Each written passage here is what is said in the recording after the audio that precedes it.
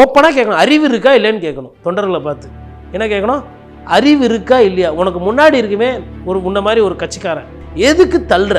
இல்லாததை சொல்ல. நேற்று காணொலியெல்லாம் எடுத்து பாருங்கள், காட்சிகள்லாம் தள்ளிக்கின்னு ஓடுறது. யாரோ கால் தடிக்க கீழே விழுறாங்க, திப்பி 4 பேர் மேலே மெரிச்சிட்டிங்கன்னா என்ன ஆகும்? செத்து போயிடுவான். ஒரு உயிரோட அருமை தெரியாத ஒரு கூட்டம் வந்துக்கிட்டு இருக்கு. இந்த கூட்டத்துக்கு பயிற்சி இல்லை, அந்த வர கூட்டத்துக்கு பாதுகாப்பு இல்லை. வரவங்களோட உயிர் போயிடுச்சுன்னா அப்புறம் மறுநாள் போய் பார்க்குறது, இல்லை வீட்டுக்கு கூப்பிட்டு பாதிக்கப்பட்டவங்கள பார்க்குறது. 37 வயசு சாகுற வயசா? ஆமாம், திமுகவுக்கும் அண்ணா திமுகவும் காசு கொடுத்து கூட்டின்னு வராங்க. வயசானவங்க தான் வராங்க, சின்ன இலவட்டம் வர்றது கிடையாது. ஆமாம், உண்மைதான். ஆனால் யாரும் காவு வாங்கின்னு போகல. நானும் சொல்லி பார்த்து தயவுசெய்து அந்த பஸ்ஸை மாற்றுங்கன்னு நான் கேட்க அன்பு கோரிக்கையாக வைக்கிறேன். வாஸ்துவில் எனக்கு நம்பிக்கை சத்தியமாக கிடையாது. ஆனால் ஏதோ ஒன்று அந்த மஞ்சள் கலர் பஸ்ஸு வந்தாவே, மஞ்சள் பொதுவாக மங்களகரம்வாங்க. ஆனால் அது வேறு மாதிரி ஏதோ யமதர்மை பாசகையரோடு வரா மாதிரி தான் அது போகுதுன்ற மாதிரி தான் எல்லாம் பேசிக்கிறாங்க. இது இப்படி பேசக்கூடாது. நிர்வாகி கூட்டத்தில் போயிட்டு உங்களுக்கு யார் வேணும்னு கேட்டால், பொதுமக்கள் பிரச்சாரத்துக்கு போய் கேட்டால் பரவாயில்ல. இப்போ திமுக அறிவாலயத்துக்குள்ளே போயிட்டு உங்களுக்கு யார் முதல்வராக வரணும் அப்படின்னு சொல்லிட்டு யாரா கேட்பாங்களா? ஸ்டாலின் வேணுமா விஜய் வேணுமான்னு கேட்குறாரு. விஜய்ங்கிறாங்க, கத்தம் அப்படிங்கிறாரு. அதான் ரஜினி சார் ஈத்துனாரு. அது ரஜினி சார் சொன்னது நடக்கும், கத்தம் நடக்கும். ஆனால் கத்தம் உங்களுக்கு நடக்கும். நானும் எவ்வளோ ரஷ்ய அதிபர் வீடு பார்த்துக்கிறேன், நேரில் போய் மலேசியாவில் அரசர்களோட வீடெல்லாம் பார்த்துருக்குறேன், சிங்கப்பூரில் பார்த்துருக்கிறேன், ஸ்ரீலங்கா போயிருக்கிறேன், அங்கேயும் எல்லாத்தையும் பார்த்துருக்கிறேன். ஆனால் இவ்வளோ பெரிய வீடு நான் பார்த்ததே கிடையாது. 8 கோடி ரூபாய் இருக்கிற வீடு அது என்னன்னு தெரில. அது கேட்ட கேள்விக்கு நம்ம ஒரு கேள்வி கேட்டால் அவர் ஒரு அசர்ற மாதிரி ஒரு பதில் சொல்லுவார். அதுதான் இது. சேலத்தில் உட்காந்துக்கிட்டு பேசுகிறீங்க. 10 சட்டமன்ற தொகுதியில் கிட்டத்தட்ட 9 சட்டமன்ற தொகுதி எதிர்கட்சியாக வரும்போது ஸ்வீப்பு. அந்த மாவட்டம் ஃபுல் ஒயிட் வாஷ். அப்படி இருக்கும்போது சேலத்தில் போயிட்டு இருட்டில் நான் கல் அடிக்கிறேன்னா யாருக்கு? உங்களுக்கு நீங்களே காது குத்திக்கிறீங்களா? லிபர்டி தமிழ் நேயர்களுக்கு வணக்கம். இன்றைய நேர்காணலில் நாம் சந்திக்க இருப்பவர் பத்திரிகையாளர் கோட்டீஸ்வரன் அவர்கள். வணக்கம் சார். வணக்கம். நேயர்களுக்கு அன்பு வணக்கம். சேலத்தில் நேற்று தாவேக்காவுடைய நிர்வாகிகள் கூட்டம், மக்கள் பரப்புரை கூட்டம், அப்புறம் நிர்வாகிகள் கூட்டமாக மாற்றப்பட்டுச்சு.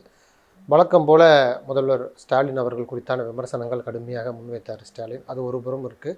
இன்னொரு புறத்தில் எப்போவுமே ஒரு கூட்டம், விஜய் கூட்டம் நடந்தாலே ஏதாவது உயிரிழப்பு ஏற்படுவது வாடிக்கையாக இருந்துச்சு. நேற்று கூட சேலத்தில் ஒருவர் உயிரிழந்திருக்கிறாரு. விஜய் தொடர்ச்சியாக குற்றம் சாட்டுறது, விஜய் கட்சியினர் குற்றம் சாட்டுறது மற்ற கட்சிகள்லாம் காசை கொடுத்து ஆளை கூட்டிகிட்டு போகிறாங்க அப்படின்னு சொல்கிறாங்க. ஆனாலும் காசை கொடுத்து ஆளை கூட்டு வந்தால் கூட அந்த மக்கள் எல்லாமே சேஃபாக போகிறாங்க. ஆனால் இளைஞர்கள் விஜய் கூட்டத்தில் போய் சிக்கி இறக்குறது பெரிய சர்ச்சையாக தொடர்ச்சியாக எழுப்பப்படுது. இது குறித்து உங்களுடைய பார்வை என்ன? அரசியலுக்கு அப்பால் இப்போது ஒரு சில நிகழ்ச்சிகள் நடத்துகிறாங்கன்னா அதை எப்படி நடத்தணும்னு சொல்லிட்டு ஒரு சில வழிமுறைகள் இருக்குது. இப்போ நேற்று விஜய் அவர்கள் பேசும்பொழுது எஸ்ஓபி பற்றி பேசுகிறார், ஸ்டாண்டர்ட் ஆப்ரேட்டிங் ப்ரொசீஜர். ஆனால் எனக்கு ஸ்டாலின் ஆப்ரேட்டிங் ப்ரொசீஜர்னு ஒன்று ஃபாலோ பண்ணுறாங்க அப்படின்னு சொல்லிட்டு அவர் அந்த எஸ்ஓபியை நோக்கி கேள்வி கேட்குறாரு. எனக்கு ஏன் இவ்வளோ கட்டுப்பாடு கொடுத்தீங்கன்னு கேட்குறாங்க. அப்போ கட்டுப்பாடு சரி, ஒரு சைடு அவரோட குற்றச்சாட்டை ஏற்றுக்கலாம், ரைட், நியாயம், ரைட். பட் இவர் நிகழ்ச்சி நிரலை ஏற்பாடு படுத்துறது இவர் தான். அரசாங்கம் உதவி செய்யலை, போலீஸ் கஷ்டப்படுத்துகிறாங்க, அவருக்கு கேட்ட நேரம் கொடுக்கல அப்படின்ற இந்த கருத்தெல்லாம் அவங்க குற்றச்சாட்டாக வைக்கிறாங்க. சரி, அதையும் ஏற்றுக்கு. ஒரு ஆம்புலன்ஸு போதிய அளவுக்கு வைக்கணும், மருத்துவர் அங்கே வைக்கணும், ஒரு எமர்ஜென்சினா அங்கேயே அதை கையாளணும் அப்படின்றது இன்னமும் இந்த நொடி வரலுமோ அவங்களுக்கு தோணலை. அப்போது ஒன்றும் இல்லை, நீங்கள் ரயில் பயணத்தில் போனீங்கனாலுமே ரயில்வேயில் ட்ரெயினில் யாருன்னா டாக்டர் இருக்காங்களான்னு கேட்பாங்க. நீங்கள் விமான நிலையத்தில் போகிறீங்கன்னா அந்த ஹேரோஸ்டஸ் இங்கே யாருன்னா மருத்துவர்கள் இருக்காங்களா அப்படின்னு கேட்பாங்க. எதுக்கு கேட்குறாங்கன்னா, 2 மணி நேரம் 3 மணி நேரம் அந்த விமானம் பறக்குதுனாலும் அப்போது யாருக்குன்னா எதனா ஒரு பிரச்சனை வந்துச்சு அப்படின்னா அதை பார்க்குறதுக்கு ஒரு ஆள் இருக்கணும். அதேமாதிரி இது ஒரு எடுத்துக்காட்டு. சர்க்கஸ் கம்பெனி நடக்கும். அவங்க என்ன பண்ணுவாங்கன்னா, வெளியூர்லேருந்து ஊராக கம்பு பைப்பெல்லாம் வச்சு கூடாரம் போட்டு சர்க்கஸ் நடத்துவாங்க. அதில் மிருகம் இருக்கும், மனுஷன் இருப்பாங்க, எல்லோரும் இருப்பாங்க. வெளியூர்லேருந்து பார்ப்பாங்க. ஒரு சில நேரத்தில் முக்கியமான நிகழ்வுகளில் 10,000 பேர் 20,000 பேர் கூப்பிடும்போது அவங்க என்ன பண்ணுவாங்கன்னா, ஆம்புலன்ஸை கூப்பிட்டு வைப்பாங்க. என்ன ஆம்புலன்ஸ்? கவர்மெண்ட் வரமாட்டாங்க, ப்ரைவேட்லேருந்து ஆம்புலன்ஸை கூட்டின்னு அங்கே நிறுத்துவாங்க. சம்டைம்ஸ் இப்போ காணும் பொங்கல்லாம் பார்த்திங்கன்னா 2-3 ஆம்புலன்ஸ் நிறுத்தும். ஏன்னா 20,000 பேர் அந்த கூட்டத்தை கூடாரத்துக்குள்ளேருந்து உட்காரான் பார்க்கும்போது லைஃப் சப்போர்ட் 2-3 ஆம்புலன்ஸ்லாம் எடுத்துகிட்டு நிறுத்துவாங்க. எதுக்குன்னா, ரசிகர்கள் வந்து டிக்கெட்டு கொடுத்து வாங்கி சர்க்கஸ் பார்க்குறாங்க. அதில் யாருக்குன்னா எதனா ஒன்று ஆயிடுச்சு அப்படின்னா ஒன்று ஃபஸ்ட்டு பேசிக்காக உயிர் காப்பாற்றணும் ஃபஸ்ட்டு. ரெண்டாவது அது போலீஸ் கேஸ் ஆயிடுச்சுன்னா சர்க்கஸ் நடத்துகிறவங்களுக்கு சர்க்கஸ் நடத்துவானா இல்லை அவங்க உட்காந்துக்கிட்டு பாடியை ரிசீவ் பண்ணுறது, அந்த சொந்தக்காரங்களுக்கு சமாதானம் சொல்கிறது, இல்லை காவல்துறையிலேருந்து வந்தாங்கன்னா அவங்களுக்கு கேள்விக்கு பதில் சொல்கிறது, இதெல்லாம் தேவையில்லாத தலைவலி. அதனால் இதெல்லாம் தவிர்க்கணும்னு சொல்லிட்டு prevention is better then cure என்று ஆங்கிலத்தில் சொல்லுவாங்க. அதன் அடிப்படையில் பண்ணுவாங்க. எக்ஸிபிஷன் நடத்துகிறவங்க கூட சரி, பெருசாக எக்ஸிபிஷன் ஒன்று போடுறாங்க அப்படின்னா உங்களுக்கு இங்கே சென்னையில் ஐலேண்ட் கிரவுண்ட் ஆகட்டும் இல்லை கொடிசாவில் கோயம்புத்தூரில் எக்ஸிபிஷன் ரொம்ப பெருசாக கூட்டம் நிறைய வருதுன்னா அவங்களுமே என்ன பண்ணுவாங்கன்னா அரசாங்கத்துக்கிட்ட கேட்பாங்க. அந்த 104 அந்த ஆம்புலன்ஸ் எதுனா வர முடியும்னா இஎம்ஆர்ஐ அது வந்து நிற்கும். அப்படி அது கிடைக்கலன்னா தனியார்கிட்ட சொல்லி 1-2 மருத்துவரை அங்கே போடுவாங்க. இவ்வளவு சம்பவம் நடந்தோம். அந்த விஷயத்தில் நேற்று அங்கே ஆம்புலன்ஸ் இருந்ததா இல்லையான்றது தெரியல. ஆனால் ஒரு விஷயம் என்னென்னா இமீடியட்டாக அந்த சப்போர்ட் இருக்குல்ல, அந்த மெடிக்கல் அசிஸ்டன்ஸ், அது வந்து விஜய் அவர்கள் போடுற கூட்டத்தில் அது கிடைக்கிறது கிடையாது. இதே திமுகலையோ அதிமுக கூட்டத்திலையோ நான் வந்து கண்ணெதிரில் பார்த்துருக்கேன். யாருன்னா ஒரு தொண்டர் மயங்கி விழுறாங்க இல்லை தொண்டருக்கு பாதுகாப்பு இல்லைன்னா அது உடனடியாக வந்து அது அந்த கூட்டத்தை கலைச்சி அதை தூக்கிட்டு போய் ஒரு க்ரீன் காரிடர் அவங்கள திடீர்னு இதில் ஸ்ட்ரெச்சரில் வச்சு எடுத்துகிட்டு போய் இது பண்ணுவாங்க. எடப்பாடி பழனிசாமி பேசிக்கிட்டே இருக்கிறாரு, பக்கத்தில் ஒரு மாவட்ட செயலர் அப்படியே மயக்கடிச்சு கீழே விழுறாரு. இவருக்கு தெரியல பேசிக்கிட்டு இருக்காங்க. ஆனால் பக்கத்தில் இருக்கவங்க என்ன பண்ணுறாங்க, டக்குன்னு தூக்கின்னு போயிட்டு திருவள்ளூர் நினைக்கிறேன், டக்குன்னு தூக்கிட்டு போயிட்டு கீழே வைக்கிறாங்க, தண்ணியை வைக்கிறாங்க. அப்புறம் கேட்குறாங்க ஆல் ரைட்டானு, இல்லை ஒன்றும் பிரச்சனை இல்லைன்னு ஒரு ரைட்டு. இதே மோசமாக இருந்ததுன்னா அவங்கக்கிட்ட ஒரு சிஸ்டம் இருக்குது. எப்போ வழி விடுங்க அப்படின்னா வழி விட்ருவாங்க. வண்டியை எடுத்துன்னு வேணால் வண்டி உள்ளே வரலாம். அப்போது அங்கே என்ன வந்து மிஸ் ஆகுதுன்னா 2 விஷயம் மிஸ் ஆகுது. ஒன்று வந்து அந்த பிளானிங், 2 வந்து அந்த ஒத்துழைக்கிற தன்மை. யாரோ ஒரு வட இந்தியாவிலேருந்து வந்தார், மராத்தி இறந்து போயிட்டார் அப்படின்னு அது கடந்து போகிறத விட காலையில் பத்திரிகையாளர்கள்லாம் அங்கே போய் அந்த வீட்டுக்கு போய் பார்க்குறாங்க. பக்கம் பக்கத்தில் கேட்குறாங்க, அந்த 37 வயசு இளைஞர் எப்படி, சூரஜ் ஆள் எப்படின்னு. ரொம்ப அருமையான ஆள், சத்தமாக பேச மாட்டாப்புல, வர்றதும் தெரியாது போகிறதும் தெரியாது, சின்ன குடும்பம், அமைதியான வாழ்க்கை, ஒய்ஃபுக்கு என்ன ஒரு 5-6 வயசு அவரோட கம்மியாக இருக்கும், பிரியங்கான்னு. ஒரு 6-5 வயசில் ஒரு குழந்தை, ஒரு பையன், அப்புறம் இன்னொரு பொண்ணு இருக்குது, பாவம் 2 பசங்களும் அனாதையாக நிற்கிது அப்படின்னு அக்கம் பக்கத்தில் இருக்கிறவங்க ஒரு மனசு கஷ்டத்தோடு பேசுகிறாங்க. இப்போ இதெல்லாம் பார்க்கும்பொழுது இவங்க என்ன விதமான, அதாவது எங்கே போய் கூட்டம் போட்டாலும் கரூரில் அக்கௌண்ட் ஓப்பன் பண்ணியாச்சு, சேலத்தில் அக்கௌண்ட் ஓப்பன் பண்ணியாச்சு. இப்போவுமே நிர்மல்குமார் சொல்கிறாரு, இனி இது போன்ற சம்பவங்கள் நடக்காமல் பார்த்துக்கோங்கிறாரு. கரூரில் அவ்வளோ மிகப்பெரிய ஒரு பாடத்தை கற்றுக்கிட்ட பிறகும், அதாவது நிர்வாகிகள் கூட்டம் தான், அதாவது அவங்க சொல்கிறாங்க வெயிலில் 3 மணி நேரம் நின்னார், அதனால் அவருக்கு மயக்கம் வந்துருச்சுன்னு சொல்கிறாங்க. இப்போ விஜய் இன்னுமே அந்த டயத்துக்கு வராமல் ஒரு அலட்சிய போக்க தொடர்ச்சியாக கடைபிடிக்கிறார்கள். அது எப்படி பார்க்குறது? அதுங்க காலையில் நேரத்துலையும் வெயில் நேரத்துலையும் இந்த கூட்டங்களை வந்து எப்போ வந்து போடுவாங்க பேசுவாங்கன்னா தேர்தல் நேரத்தில் பண்ணுவாங்க. அதாவது தேர்தல் நெருக்கத்தில், அதாவது பிரச்சாரம் பண்ணுறதுக்கு உண்டான தேதிகள் இருக்காது, நேரம் இருக்காது. அப்போ என்ன பண்ணுவாங்க, வேட்பாளரை அறிமுகப்படுத்தியாச்சு, வேட்பாளர் அறிமுக கூட்டம் அப்படின்னும்பொழுது அப்போ இது மாதிரி வெயில் எல்லாம் பார்க்க முடியாது, ஏன்னா டைம் கிடையாது. ஆனால் இவர் பாண்டிச்சேரியில் போய் போட்டார், அதுவும் காலையில் தான். அப்போது இன்றைக்கெலாம் வந்துங்க ஒரு செல்ஃபோனை எடுத்து நீங்கள் வந்து கூகுள் போய் அக்கு வெதர் போய் பார்த்தீங்கன்னா நாளைக்கு எவ்வளோ டெம்பரேச்சரு, எவ்வளோ வெயில் காயும், என்ன இதுன்றது தெரியும். இன்னொன்று இது நடக்குது இல்லையா, யாருனா ஒரு படித்தவரை கூப்பிட்டு பயோட்டிக் ப்ரெஷர்னால் என்ன ஃபஸ்ட்டு அதை படிக்கணும். பயோட்டிக் ப்ரெஷர்னால் என்னென்னா, ஒரு மீன் தொட்டி இருக்குது, இந்த மீன் தொட்டியில் 10 மீன் இருக்கலாம், அதில் நீங்கள் ஒரு 30 மீன் விட்டிங்கன்னா அது ஆக்சிஜன் கிடைக்காம செத்து போகும், அதான் பயோட்டிக் ப்ரெஷர். ஒரு குட்டை இருக்குது, குட்டையில் தண்ணி குறைஞ்சதுன்னா அந்த தண்ணியினுடைய ஆக்சிஜன் லெவல் கம்மியாகிடுச்சுன்னா அதில் நிறைய மீன் வாழ முடியாது, செத்து மடியும். இது இயற்கை. அப்போது ஒரு சின்ன இடத்துல நீங்கள் அதிகமான கூட்டம் சேர்க்குறீங்க, 5000மோ 10,000மோ 50,000மோ, ஓகே. அப்போ சேர்க்கும்போது என்ன ஆகுனா, ஒருத்தருக்கு ஒருத்தர் அந்த மூச்சு விடுற தன்மையில் வந்து ஆரம்பித்து வெப்பம் அதிகமாகும், காற்று வந்து குறையும், ஆக்சிஜன் குறையும். இப்போ வெப்பம் அதிகமாகுது, காற்று குறையுது, அதுக்கப்புறம் வெயிலே 3 மணி நேரம் நீங்கள் நிற்க வைக்கிறீங்க. இப்போ இதெல்லாம் வந்து காரணிகள். இப்போ இதுக்கு என்ன பண்ணலாம், என்ன மாற்று, இதுக்கு என்ன சிந்தனை அப்படின்றது யோசிக்கிறதே கிடையாது. இந்த நொடி வரையிலும் அதை பற்றி யோசிக்கவே இல்லை. இதுக்கும் ஸ்டாலினுக்கும் சம்மந்தம் இல்லை, இதுக்கும் எடப்பாடி பழனிசாமிக்கும் சம்மந்தம் இல்லை, இதுக்கும் அமித்ஷா மோடிக்கும் சம்மந்தம் இல்லை. இது ஒரு என்ன இது மாதிரி டெத்து ஆகுது, நம்மளை பார்க்க வரவங்க செத்து போகிறாங்க, இது எப்படி தூங்குவீங்க நீங்கள்? இதுமேல் நடக்கக்கூடாது, எப்படி பண்ணுறது? அப்போ என்ன பண்ணணும், குறைந்தபட்சம் சேலத்தில் கூட்டமா முன்னாள் நைட்டு போயிடுங்க. 10 மணிக்கு கூட்டம்னா 10 மணிக்கு போனால் போதுமே. 10 மணிக்கு கூட்டம்னா 10 மணிக்கு போயிடுங்க. நீங்கள் பேசுகிற அரை மணி நேரத்துக்கு அழகாக முடிச்சுட்டு ராஜா மாதிரி வந்துடலாம். ஜனங்களை போட்டு 3 மணி நேரம் 5 மணி நேரம் 6 மணி நேரம் நிற்க வச்சு, இன்னொன்று ஒரு சேர் போடுறது இல்லைங்க, ஒரு வெறி சன்ஷேடு கிடையாது. இப்போது மற்ற கட்சிகள் எப்படின்னா, அவங்க ஒரு கலை நிகழ்ச்சி நடக்கும், அதை பார்த்துக்கிட்டு இருப்பாங்க, ஆடிக்கிட்டு இருப்பாங்க, போவாங்க, ஒரு டீ சாப்பிட்டு வருவாங்க. காலையிலே கூட்டம் வந்துட்டாலும் ஒரு டீ சாப்பிடுவாங்க, அங்கேயே ஏதாவது ஒன்று விற்றுக்கிட்டு இருப்பாங்க, கொள்ளுவாங்க, தண்ணி குடிப்பாங்க, தண்ணி அங்கேயே கொடுப்பாங்க, மூமெண்ட்லேயே இருப்பாங்க. இது முண்டி அடித்து ஓடுறது. அதாவது இப்போ லேட்டாக போனால் விஜய் பார்க்க முடியாது. இதை வந்து எப்போனாச்சும் ஒரு 2 நிமிஷம் அவர் இதை பற்றி பேசினா ஓப்பனாக கேட்கணும், அறிவு இருக்கா இல்லைன்னு கேட்கணும். தொண்டர்களை பார்த்து என்ன கேட்கணும்?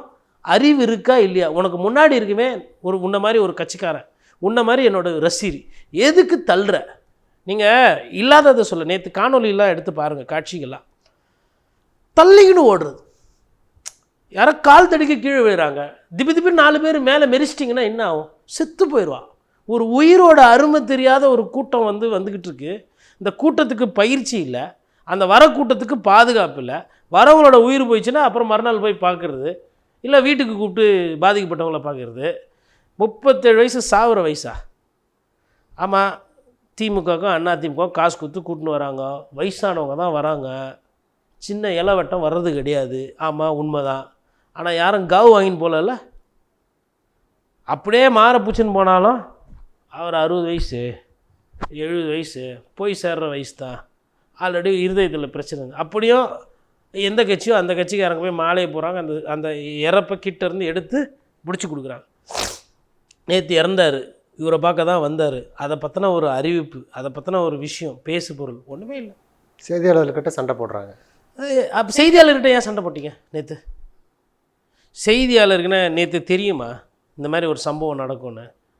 கூட்டம் இருக்கிற இடத்துல எதனா ஒரு அசம்பாவிதம் நடந்தால் அதை கவர் பண்ணுவாங்க.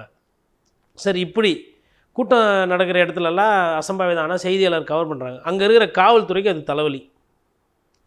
காவல்துறை வந்துட்டு செய்தியாளர்களை இதெல்லாம் நீங்கள் கவர் பண்ணக்கூடாது, ஃபயரை எடுக்கக்கூடாது, வெள்ள பாதிப்பை எடுக்கக்கூடாது, எங்கன்னா திருடின்னு ஒருத்தன் ஓடினானா அதை நீ கவர் பண்ணக்கூடாது, 2 ரவுடி பையன் வெட்டின்னு நீ போட்டானா அதை நீ பெருசாக்கக்கூடாதுன்னு காவல்துறையில் இருக்கிற எல்லாரும் இப்படி ஒரு முடிவு எடுத்து செய்தியாளர்கள் லட்டியை எடுத்து அடிக்கிறாங்கப்பா.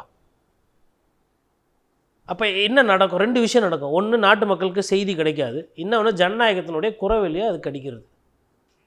அசம்பாவிதம் நடந்தால் அதை செய்தி ஆக்குறது தான் வேலை. சரி, இப்போ நாங்கள் அதை செய்தி ஆக்கலை, அமைதியாக விட்டுடுறோம். என்ன பண்ண போகிறீங்க நீங்கள்? ஒரு 50,000 இல்லை 5 லட்சமோ வீட்டில் எதுவுமே சைலண்டாக கொடுத்துட்டு வந்துடுவீங்க, அவ்வளோதானே? அது பெருசாக்கும் போது தானே ஒரு அழுத்தம் வருது. எப்போ உன் கூட்டத்துக்கு வந்ததுனால இறந்து போயிட்டால் அந்த குடும்பத்துக்கு எதனா பார்த்து செய், திருப்பி கொண்டு வர முடியாது. அந்த சக்தி இயற்கையை தவிர்த்து வேறு யாருக்குமே கிடையாது. இயற்கையாக சாகலை, செயற்கையாக தான் இறக்குறாங்க. அப்போ அவங்களுக்கு ஒரு அழுத்தத்தை கொண்டு வர்றது, அங்கே ஊடகம் போனது எந்த தப்பும் இல்லை. ஒரு வாதத்துக்கு யாரோ ஒருத்தர் மர்மமான முறையில் செத்து போயிட்டாங்கன்னா என்ன பண்ணுவாங்க ஊடகம்? என்ன மர்மம், என்ன பிரச்சனை?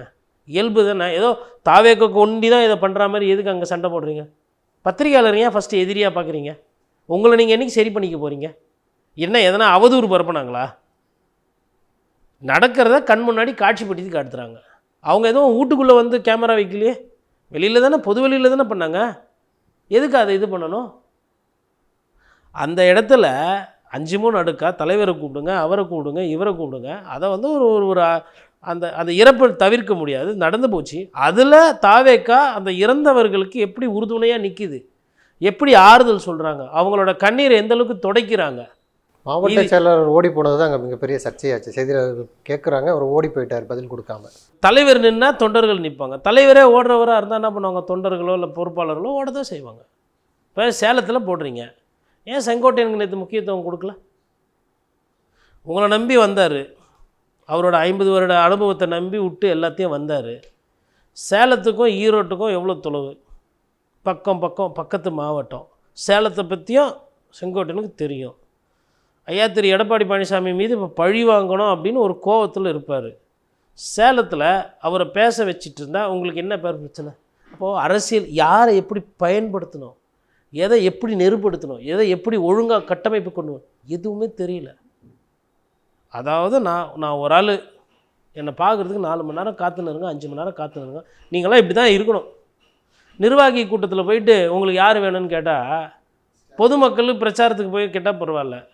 இப்போ திமுக அறிவாலயத்துக்குள்ளே போயிட்டு உங்களுக்கு யார் முதல்வராக வரணும் அப்படின்னு சொல்லிட்டு யாருன்னா கேட்பாங்களா?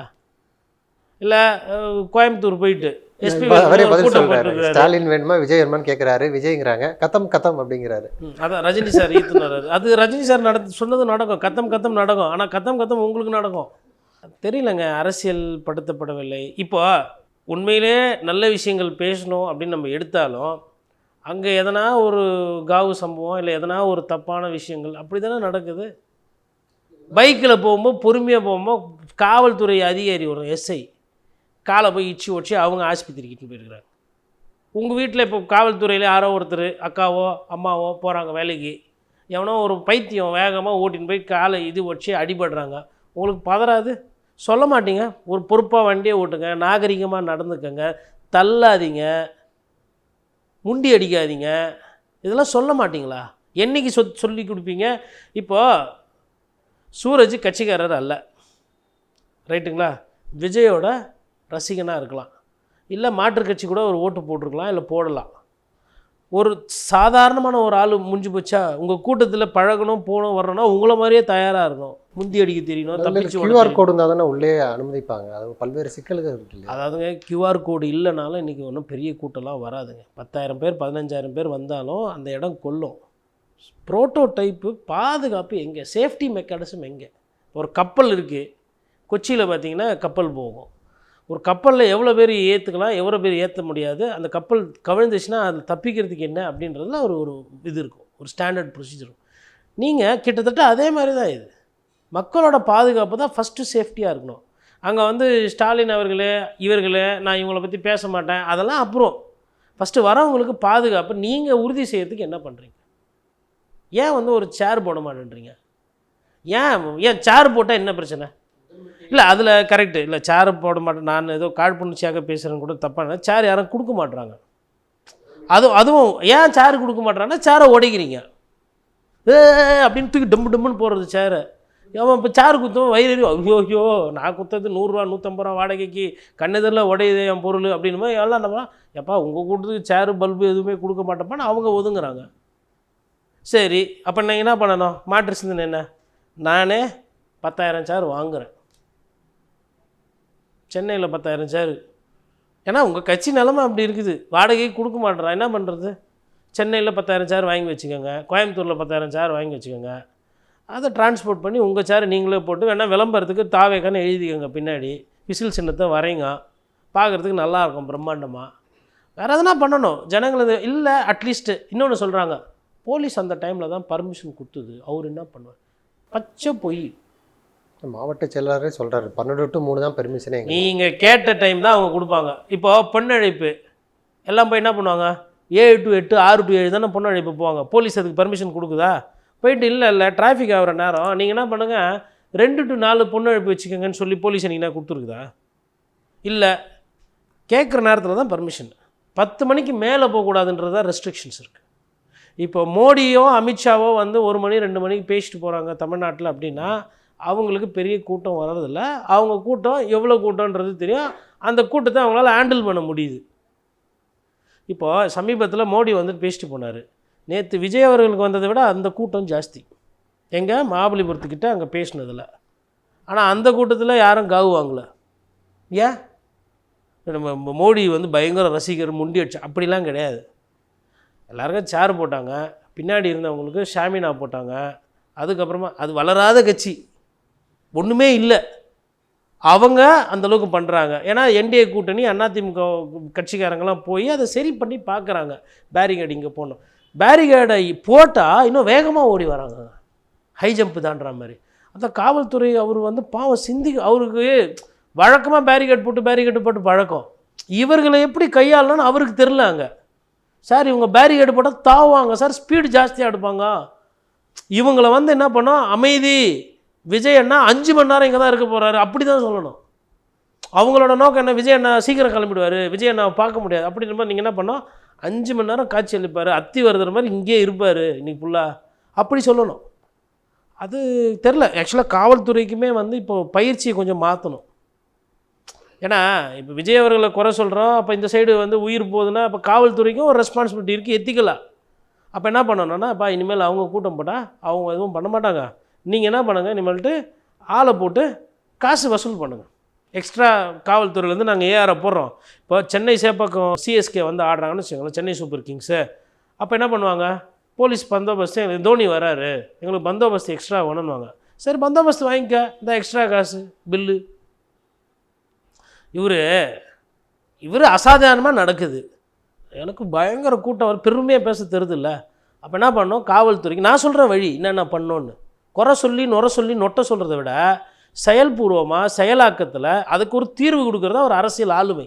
அப்படி பார்க்கும்போது நான் என்ன சொல்கிறேன்னா, நீங்கள் இனிமேல்ட்டு காவல்துறை, சார் நீங்கள் எவ்வளோ சார் போலீஸ் ஃபோர்ஸ் போடுறீங்க, எவ்வளோ கொடுப்பீங்க எனக்கு அரசியல் கட்சியாக, 300 இல்லை 500 ரைட்டு, எனக்கு இன்னும் 300 பேர் எக்ஸ்ட்ரா வேணும், நான் காசு கட்டுறேன், எனக்கு ஏஆர் அனுப்புங்க, இல்லை நான் இன்னும் கொஞ்சம் பவுன்சர்ஸ் போட போகிறேன் எக்ஸ்ட்ரா, அது பண்ணி அதை ரெகுலேட் பண்ணணும். எதுவுமே தெரியாது, கூட்டம் கச்சா மச்சான்னு வரணும், இவர் வருவார், பஸ்ஸு மேலே ஏறி நிற்பார். நானும் சொல்லி பார்த்தேன், தயவுசெய்து அந்த பஸ்ஸை மாற்றுங்கன்னு. ஆனால் அவர் கேட்க மாட்டேன். அன்பு கோரிக்கையாக வைக்கிறேன். வாஸ்துவில் எனக்கு நம்பிக்கை சத்தியமாக கிடையாது. ஆனால் ஏதோ ஒன்று, அந்த மஞ்சள் கலர் பஸ்ஸு வந்தாவே, மஞ்சள் வந்து பொதுவாக வந்து மங்களகரம்னுவாங்க, ஆனால் அது வேறு மாதிரி ஏதோ யமதர்மை வந்து பாசகையரோடு வரா மாதிரி தான் அது போகுதுன்ற மாதிரி தான் எல்லாம் பேசிக்கிறாங்க. இது இப்படி பேசக்கூடாது, அபசகுணமான அந்த பேச்சுக்கள் வரக்கூடாதுன்ற அந்த ஒரு உயரிய எண்ணத்தில் தான் நான் அதை பதிவு பண்ணுறேன். அப்போ ஒரு சில விஷயத்தை மாற்றணும், மாற்றி யோசிக்கணும், மாற்றி செயல்படணும். முன்னாலே வந்து தங்குங்க போகிற இடத்துக்கு. காலையில் 10 மணி வச்சுக்கோங்க, 12 மணிக்கு வைக்காதீங்க. அலாரம் கொஞ்சம் சீக்கிரமாக வச்சுக்கோங்க, காலைல ஏஞ்சிக்கோங்க. இல்லை விடிகாத்தால் உங்களுக்கு உடற்பயிற்சி பண்ணுற எதனா இருந்ததுன்னா அது மாதிரி திடீர்னு ஒரு பார்க்கில் விடிகாத்தால் அவர் ஏஞ்சி வாக்கிங் திபுன்னு போகிறாருன்னு வச்சுக்கோங்களேன், எத்தனை பேர் பார்த்துட முடியும் அவரை? அரை மணி நேரம் விஜய் இங்கே இருக்காருன்னு சொல்லி கூட்டம் வர்றதுக்குள்ளே விஜய் கார் ஏறி கிளம்பிடலாம். ஆனால் அங்கே இருக்கிற ஒரு 3000 பேர் பார்த்துருப்பாங்க. எல்லாருக்கும் விசிலுக்கு ஓட்டு போடுங்க, விசிலுக்கு ஓட்டு போடுங்க, வேகமாக போகலாம். பீச்சில் திடீர்னு 4 மணி to 5:30 மணி வேகமாக போகிறாரு மெரினா பீச்சிலே. அப்போ எத்தனை பேர் இருப்பாங்க? காலையில் ஓட்டு வரவங்கள பார்த்துட்டு ஓட்டு கேட்கலாமா? விடிகாத்தால கூட்டம் இல்லை, நெரிசல் இல்லை, பண்ணிட்டேன், அது சக்ஸஸ் தானே. சரி, அப்போது ஆல்ரெடி கூட்டம் இருக்கணும். இப்போ தீபாவளி டைமில் டி நகர் சரவணா ஸ்டோரில் போனால் 1,00,000 பேர் இருப்பாங்க ரங்கநாதன் தெருவில். 1,00,000 பேர். அங்கே போய் நான் பிரச்சாரம் பண்ணால் அது பைத்தியக்காரத்தனம், பார்க்குறதுக்கு கூட்டம் இருக்கும், இட நெரிசல் சிக்கல். அப்போ அந்த மாற்று சிந்தனை என்பதே இல்லாமல் அவர் வந்து பிரச்சாரத்தை வந்து கையாளுறாரு. அப்போது நான் இப்படி தான் பண்ணுவேன், என்னை யார் கேட்குறது? யாருன்னா கேட்டால் அரசை கை காட்டுறது, காவல்துறையை கை காட்டுறது, இல்லை வேறு யாருன்னா ஒருத்தர் கை காட்டிட்டு ஊடகங்களெல்லாம் விலை போச்சுன்னு சொல்லிட்டு அதை மலிவாக பேசிட்டு அப்படியே கடந்து போகலான்னு பார்க்குறாரு. ஓகே, அவரோட பொழப்பு. இல்லை, இவ்வளவு சர்ச்சைகள் இருந்தாலுமே இப்போ தொடர்ச்சியாக அவர் மீது வைக்கக்கூடிய விமர்சனங்களுக்கு அவர் பதில் கொடுத்துருக்கிறாருன்னு அவரே சொல்கிறாரு.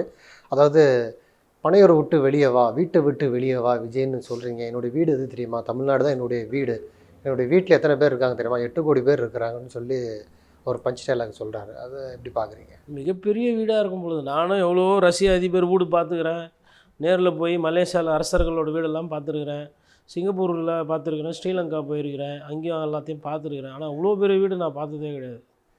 8 கோடி ரூபாய் இருக்கிற வீடு அது என்னன்னு தெரில. அதாவது கேட்ட கேள்விக்கு நம்ம ஒரு கேள்வி கேட்டால் அவர் ஒரு அசர்ற மாதிரி ஒரு பதில் சொல்வார். அதுதான் இது. எப்படி சொல்கிறது, நான் கூட வீட்டில் வந்துட்டு எதனா கேட்கும்போது சொத்து பத்து இல்லை அப்படின்னு சம்டைம்ஸ் நம்மளை கிண்டல் பண்ணுவாங்க, பெருசாக அதில் ஆர்வம் இல்லைன்னு. அப்போ நான் சொல்லுவேன், எனக்கு வந்து 4 புலிகள் சரணாலயம் இருக்குது தமிழ்நாட்டில், கடலோரம் 6000 கிலோமீட்டர் இருக்குது, இதெல்லாம் இயற்கை எனக்கு கொடுத்த கொடை அப்படின்னு நான் சொல்லுவேன். ஆனால் தொலைவாக 10 அடி போய்ட்டு அவங்க ஒரு மாதிரி சிரிச்சிட்டு போயிடுவாங்க. ஒன்றும் இல்லை, ஓட்டாண்டியாக இருக்கிற அப்படின்னா அதுக்கு இப்படி ஒரு முட்டு கொடுக்குறதுன்ற மாதிரி அதற்கு ஒரு பொருள். இப்போ நான் இதை எப்படி பார்க்குறேன்னா, சரி இவர் வீடு நாளைக்கு வந்து இப்போ ரயில்வே ஸ்டேஷன் போகிறாரு இவர், அப்போ வந்து டிக்கெட்டு புக் பண்ணுறாரு, இல்லை வந்து ஒரு இது அட்ரஸ் கேட்குறாங்க, இல்லை போலீஸ் ஸ்டேஷன் போயிட்டு ஏதோ ஒரு பொருள் காணா போச்சு, நாய்க்கு வளர்க்குற நாய் காணா போயிடுச்சு, அப்போ போயிட்டு வீடு அட்ரஸ் கொடுக்கணும் தமிழ்நாடு அப்படின்னா போலீஸ்கார் எப்படி பார்ப்பார்? காலைல எனக்கு வேலை இல்லைன்னு நினச்சியா, வீட்டு அட்ரஸ் கேட்டால் பனையூரில் இருக்கிற ரைட்டு நம்பரையாச்சும் சொல்லுப்பா, இல்லைங்க தமிழ்நாடுன்னு போடுங்க. இது மாதிரி என்னத்த சொல்கிறதுங்க அவர். அது கொஞ்சம் வீட்டை விட்டு அது ஆல்ரெடி ஆனால் டென்ஷன் ஆகிருக்கார், அவர் ஹர்ட் ஆகிருக்கார். விஜய் வீட்டை விட்டு வெளியில் வா, விஜய் வீட்டை விட்டு வெளில வா அப்படின்னா வீட்டை விட்டு வெளில வரதான் அதுக்கு பதில். திருப்பி பேசுறது இல்லை மடமாட்டுறது இல்லை. அதனால் மேபி சரி சொல்ல வேண்டியதான், எனக்கு வீட்டை விட்டு வெளில வாண்டுறாங்க, நான் வெளில வந்தேன்னா நீங்கள் தெரிலங்க. அது பதில் கிடையாது. நானும் அந்த பதிலுக்கு அவர் தான் சொல்லணும். அது என்ன சொல்கிறதுனே தெரில. ஆனால் மற்ற அரசியல் கட்சிக்கும் எனக்கும் உள்ள வேறுபாடை சொல்கிறாரு. உங்களுக்கு தெம்பு இருந்தால், திராணி இருந்தால், நீங்கள் சுயமாக ஒரு கட்சி ஆரம்பித்து என்ன மாதிரி 1% வாக்கு வாங்கி காட்டுங்க உங்களுக்கு திராணி இருந்தால். மற்ற கட்சி ஆரம்பித்த கட்சியில் போய் உட்காந்துக்கிட்டு நீங்கள் இது பண்ணுறீங்க, ஆட்சி பண்ணுறீங்க. ஆனால் என்ன மாதிரி புதுசாக கட்சி தொடங்குங்கிறாரு. அது எம்ஜிஆர் அவர்களோட ரசிகராக அவர் தன்னைத்தானே அடையாளம் காட்டிக்கிறார். நேற்று இன்று நாளைன்னு ஒரு படம். இந்த படத்தில் வந்து பேர் நேற்று இன்று நாளை. நேற்று தமிழ் மாநில காங்கிரஸ்னு ஒரு கட்சி. அதாவது எனக்கு வந்து காங்கிரஸ் பேரியக்கத்தோட தொடர்பும் வேணாம், பந்தமும் வேணாம். எனக்கு நான் தேசிய கட்சியும் கிடையாது. நான் தமிழ்நாட்டை மையமாக வச்சு நான் வந்து ஒரு கட்சியை வந்து உருவாக்கியிருக்கிறேன். என் பேர் தமிழ் மாநில காங்கிரஸ். இது நிறுவுபவர் பேர் ஐயா ஜி.கே. மூப்பனார். ரைட்டுங்களா? அவர் தமிழ் மாநில காங்கிரஸ்னு போட்டு சைக்கிள் சின்னத்தை வாங்கி 1% இல்லை, எம்எல்ஏ நிறைய உருவாக்கின வரலாறு தமிழகத்தில் இருக்குது. அது நேற்று. சமீபமாக இவர் காலகட்டத்தில் இன்றைக்கும் இருக்கிற ஒரு விஷயம் அது என்னன்னா, கேப்டன் விஜயகாந்த் அவர்கள் இவரை மாதிரியே கட்சி தொடங்கி, அதாவது வைகோ அவர்களாச்சு திமுகவிலிருந்து பிரிஞ்சு உடச்சி வராரு. ஆனால் கேப்டன் வந்து சுயம்பா தேசிய முற்போக்கு திராவிட கழகம்னு அவரே ஒன்று உருவாக்கி 2 திராவிட கட்சிகளையும் எதிர்த்து பேசி கட்சியை வளர்த்து அவரும் எம்எல்ஏ ஜெயிச்சு எதிர்க்கட்சி தலைவர் அந்தஸ்து வரலும் போனார். அது இன்று. நாளை நாம் தமிழர் கட்சி ஆரம்பித்து 8.2 விழுக்காடு ஓட்டு வாங்கி, சீமான் வந்து வெறும் பணக்காரரோ இல்லை வந்து கோடீஸ்வரரோ கிடையாது, இல்லை அவங்க அப்பா வந்து முதலமைச்சராகவோ இல்லை ஐநா சபையில் அவருக்கு யாரும் சொந்தக்காரங்களாம் கிடையாது. தமிழ் தான் பேசுகிறாரு. சாதாரணமாக நம்மள மாதிரி ஒரு முகத்தோற்றம், தமிழர்களுக்கு உண்டான பிரச்சாரம் பண்ணி 8 விழுக்காடு வாங்கியிருக்காங்க. அவங்க எங்களுக்கு நாளை இருக்கும் அப்படின்றாங்க. அப்போது இல்லாத ஒரு விஷயத்தை தானே நீங்கள் வந்து அங்கே ரசிகர்கள்கிட்ட திணிக்கிறீங்க. நான் தான் ஆள், இவங்கெல்லாம் யாருமே இதை செய்யவே இல்லை, இதெல்லாம் இவங்க முயற்சி கூட பண்ணலை. குறிப்பாக இப்போ இருக்கக்கூடிய அதிமுக மீது விமர்சனம் வைக்கிறாரு.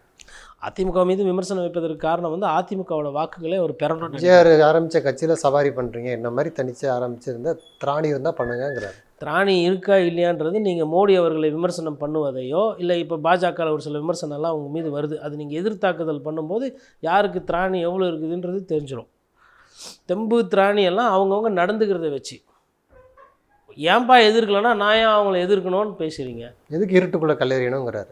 இருட்டுக்குள்ளே கல்லெறியது கரெக்டு தான். அது நல்ல வாக்கியம் யாரோ சொல்லியிருக்கிறாங்க.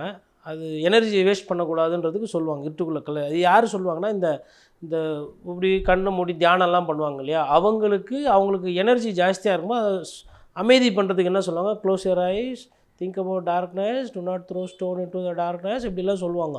அது யாரோ அவருக்கு பண்ணி விட்டுக்கிறாங்க. அதை வந்து இருட்டுக்குள்ளே சேலத்தில் உட்காந்துக்கிட்டு பேசுகிறீங்க. ஒரு காலத்தில் சேலம்னா ஐயா வீரபாண்டி ஆறுமுகம், அவர் பேர் தான் லேபிள். அதுக்கப்புறமா வந்து ஒரு சில நேரத்தில் வந்து அங்கே வந்து ஒரு சில மாற்றுக் கட்சியிலெல்லாம் வந்தாங்க போனாங்க. பாட்டாளி மக்கள் கட்சி ஒரு காலத்தில் அங்கே வந்து ஆதிக்கம் செஞ்சுது. அதுக்கப்புறம் இன்றைக்கி சேலத்தை பொறுத்தவரைலாம் அதிமுகவோட தலைமை அழகமாக கிட்டத்தட்ட மாற்றிட்டார். யார்? எடப்பாடி பழனிசாமி. எதை வச்சு சொல்கிறோன்னா, ரிசல்ட்டை வச்சு தான் பேசுகிறது நம்ம எதுவுமே. 10 சட்டமன்ற தொகுதியில் கிட்டத்தட்ட 9 சட்டமன்ற தொகுதி எதிர்கட்சியாக வரும்போது ஸ்வீப்பு அந்த மாவட்டம். தமிழ்நாட்டில் தோக்குறாங்க. ஆனால் சேலம்னு வரும்போது ரிசல்ட் என்ன? Full white wash. அப்படி இருக்கும்போது சேலத்தில் போயிட்டு இருட்டில் நான் கல் அடிக்கிறேன்னா யாருக்கு? உங்களுக்கு நீங்களே காது குத்திக்கிறீங்களா? சரி, இருட்டில் கல் அடிக்க வேணாம், சேலத்தில் எதனா ஒரு தொகுதியில் நான் நிற்பேன்னாச்சும் சொல்லிட்டு வந்துடலாம்ல. இப்போ கபடி விளையாடுறீங்க, போயிட்டு இப்போ பாயிண்ட் எடுக்க வேணாம், அட்லீஸ்ட் அந்த கோட்டைனா தொட்டு வந்துருக்கலாம்ல. ஆளே இல்லை சேலத்தில் தான். சரி, சேலத்தில் நான் நிற்கிறேன், பார்த்துக்கலாம். சரி சரி சரி நிற்கவும் வேணாம், ஒன்றும் பண்ண வேணாம். சேலத்து பிரச்சனையே நேற்று என்ன பேசினீங்க? 20 நிமிஷம் பேசினீங்க, 22 நிமிஷம். அதில் பாதி நேரம் அமைதி. இப்படி பார்க்குறது, இப்படி பார்க்குறது, மறந்துடுதா இல்லை என்ன பிரச்சனைன்னு தெரியல, இல்லை தொண்டர்களை ஆரவாரம் பண்ணுறாங்களா, இல்லை டாக் பேக்கில் எதுனா வருதா தெரியாது. ஓகே, அது அவங்க கட்சி பிரச்சனை. சேலத்தில் மக்களுக்கு பிரச்சனை இருக்கா இல்லையா? சேலத்து பிரச்சனை ஒன்று கூட பேசல. சேலத்து பிரச்சனையை சேலத்தில் பேசாமல் வீட்டுக்கு போய் பனையூர்லேருந்து ட்வீட் போடுவீங்களா? எதுக்கு சேலம் வந்தீங்க நேற்று? ஃபஸ்ட்டு இப்போ நான் சேலத்துக்காரன், எனக்கு சேலம் ஊர், எனக்கு சேலம் தான் முக்கியம். எனக்கு தாய்நாடு இருக்குது, இந்திய திருநாடு இருக்குது, எல்லாம் இருக்குது. ஆனால் அடிப்படையில் சேலம் வந்து என்னோடய மாவட்டம், என்னோடய உணர்வு. சேலத்துக்கு நேற்று நீங்கள் என்ன பேசினீங்க?